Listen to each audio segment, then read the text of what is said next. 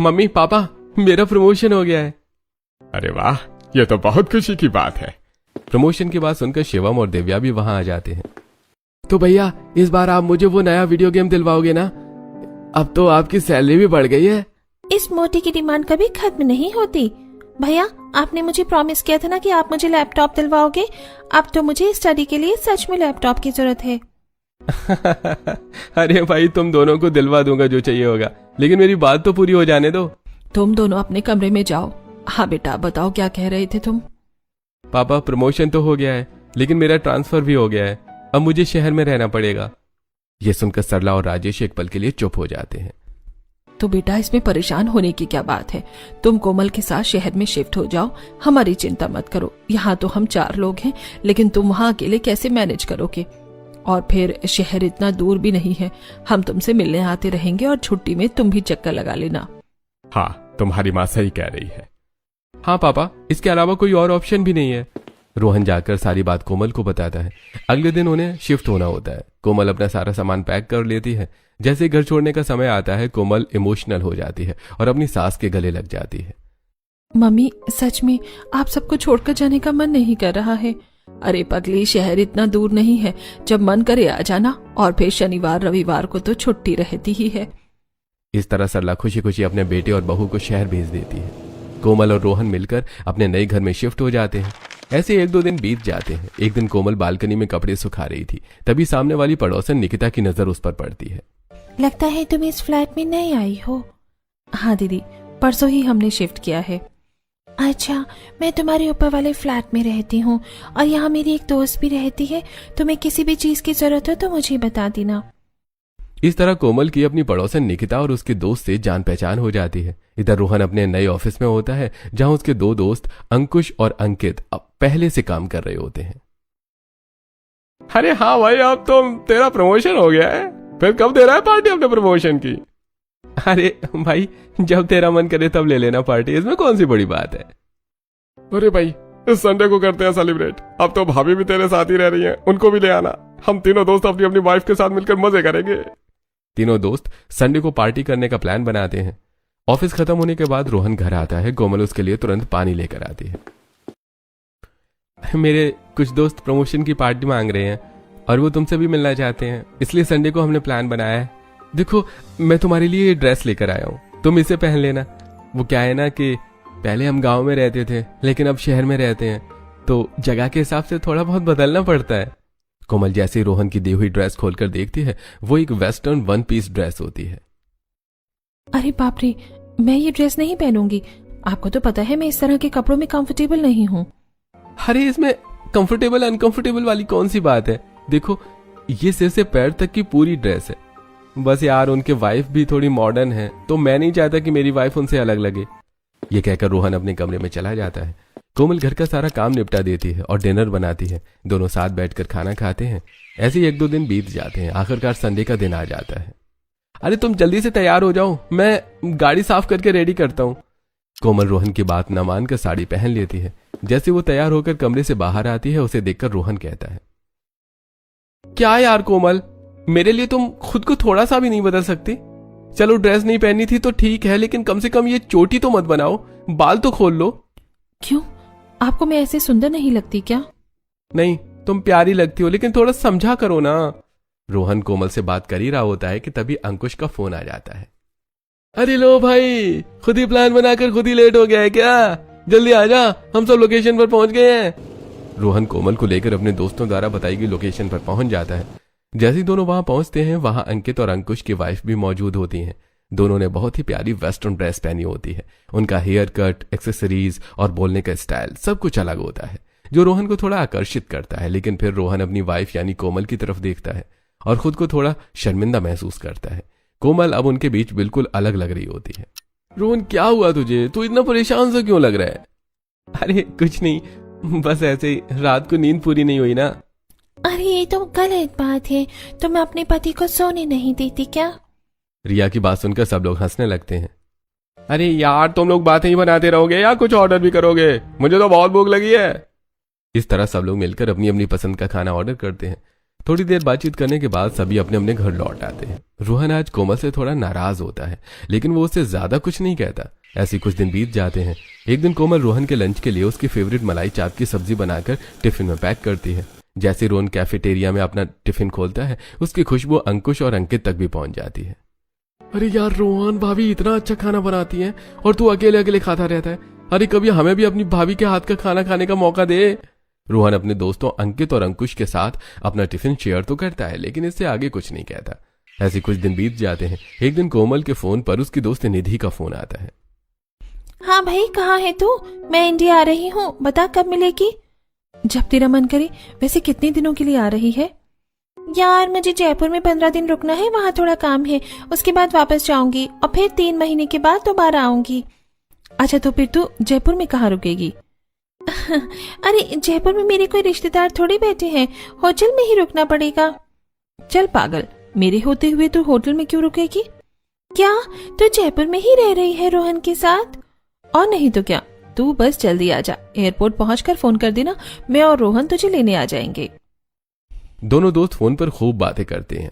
कोमल और निधि दोनों बहुत खुश हैं। आखिर कॉलेज के बाद अब वो फिर से मिलने वाली हैं और कुछ दिन साथ भी रहने वाली हैं। कोमल निधि की पसंद की सारी तैयारियां करती है, घर को साफ करती है और उसकी पसंद का खाना भी बनाती है। जैसे ही रोहन ऑफिस से आता है, तभी निधि की कॉल आ जाती कि वो एयरपोर्ट पहुंच चुकी है।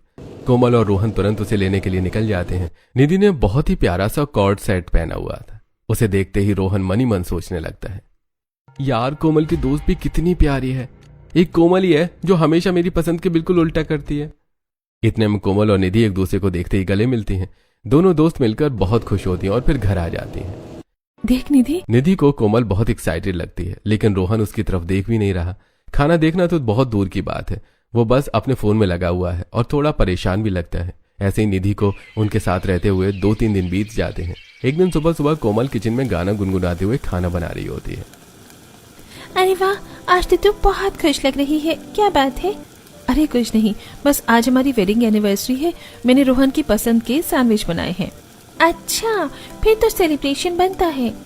अरे उसे मत बताना, सरप्राइज है। कोमल अपनी वेडिंग एनिवर्सरी को लेकर बहुत एक्साइटेड होती है, लेकिन रोहन बिना कुछ बताए ऑफिस चला जाता है। रोहन का ये व्यवहार निधि को बहुत अजीब लगता है, लेकिन कोमल कुछ नहीं कहती। ऐसे ही 1-2 दिन और बीत जाते हैं। एक दिन निधि कोमल के कमरे में आती है। यार कितनी गर्मी हो रही है, कुछ आरामदायक पहनने के लिए दे दे, मुझे तो शॉपिंग करनी पड़ेगी, मेरे पास ज्यादा कपड़े नहीं हैं। अरे मेरे होते हुए कपड़ों की कमी रहेगी क्या तुझे? रुक, मैं देती हूँ। जैसे ही कोमल अलमारी खोलती है, उसकी एक ड्रेस नीचे गिर जाती है। निधि उसे उठाकर देखती है। अरे वाह, कितनी प्यारी ड्रेस है। क्या तू शादी के बाद वेस्टर्न कपड़े पहनने लगी है? नहीं, ये तो रोहन लेकर आए थे। वो चाहता है कि मैं वेस्टर्न कपड़े पहनूं, थोड़ी मॉडर्न लगूं, जैसे उसके दोस्तों की बीवियां रहती हैं। लेकिन तू तो जानती है मुझे ये सब बिल्कुल पसंद नहीं है। कोमल की बात सुनकर निधि समझ जाती है कि रोहन का ध्यान अब कोमल पर पहले जैसा नहीं रहा। कोमल निधि से कपड़े लेकर अपने कमरे में चली जाती है। शाम को रोहन ऑफिस से घर आता है। जीजू, अगर आपके पास टाइम हो तो क्या आप मेरे साथ शॉपिंग चल सकते हैं? मैं ज्यादा कपड़े लेकर नहीं आई हूँ और यहाँ बार बार बाहर जाना पड़ रहा है। हाँ कोई बात नहीं, तुम रेडी हो जाओ, मैं भी फ्रेश होकर आता हूँ। और तब तक मैं आप दोनों के लिए डिनर बनाकर तैयार रखती हूँ। इस तरह निधि और रोहन शॉपिंग करने के लिए जाते हैं। 2-3 घंटे में ही निधि रोहन को काफी हद तक समझ लेती है। दोनों काफी फ्रैंक हो जाते हैं, साथ में शॉपिंग करते हैं, खाना खाते हैं और बहुत सारी सेल्फियां भी क्लिक करते हैं। लौटते समय निधि आइसक्रीम भी लेती है और खाते खाते दोनों घर पहुंचते हैं। सच में जीजू, आज तो आपके साथ शॉपिंग करके बहुत मजा आ गया। मैंने बहुत दिनों बाद इतना एंजॉय किया है। मेरे साथ रहोगी तो ऐसे एंजॉय करोगी। दोनों हंसते हुए घर में आते हैं, लेकिन कोमल को देखते ही तुरंत चुप हो जाते हैं। निधि कोमल को अपनी सारी शॉपिंग दिखाती है, साथ ही जो फोटो उसने क्लिक की थी वो भी दिखाती है और उन्हें इंस्टाग्राम पर भी डाल देती है। ऐसे कुछ दिन बीतने लगते हैं। एक दिन निधि नया वेस्टर्न आउटफिट ट्राई करके रोहन को दिखाती है। देखो रोहन, कैसी लग रही हूँ मैं? कोमल का तो वेस्टर्न आउटफिट को लेकर टेस्ट बिल्कुल बेकार है, इसलिए तुमसे पूछ रही हूँ। सच में बहुत प्यारी लग रही हो, इसे पहनकर बाहर मत जाना वरना नजर लग जाएगी। रोहन की बात सुनकर निधि हंसने लगती है। कोमल ये सब देखकर वहां से उठकर अपने कमरे में चली जाती है। मुझे भी ऐसी लड़कियां पसंद है जो वेस्टर्न ड्रेस पहने, बाल खुले रखें, हील्स पहने और मेरे साथ पार्टी में जाएं, और तुम बिल्कुल वैसी ही हो। रोहन की बात सुनकर निधि मुस्कुरा देती है। ये सारी बातें कोमल भी सुन लेती है। 1-2 दिन और बीत जाते हैं। निधि और रोहन का एक साथ बाहर आना जाना बढ़ता ही जाता है। एक दिन कोमल की पड़ोसन निकिता उसके घर आती है। अरे दीदी, आप कैसे आ गई? मुझे बता देती अगर कोई काम था तो। काम तो ठीक है कोमल, लेकिन तू ये बता कि तेरे घर पर कौन आई हुई है जो पूरा दिन रोहन के साथ घूमती फिरती रहती है? अरे दीदी, वो तो मेरी बचपन की सहेली है। देख कोमल, बुरा मत मानना, लेकिन मुझे इसका रोहन के साथ बाहर आना जाना इतना ठीक नहीं लग रहा है। कहीं ऐसा ना हो कि मेहमान बनकर आए और तेरी सौतन बनकर रह जाए। अरे दीदी, वो मेरी बचपन की सहेली है, ऐसा कुछ नहीं है। मुझे जैसा लगा मैंने बता दिया, बाकी आगे तुम्हारी मर्जी, बस ध्यान रखना। ये कहकर निकिता वहां से चली जाती है, लेकिन अब कोमल भी सोच में पड़ जाती है।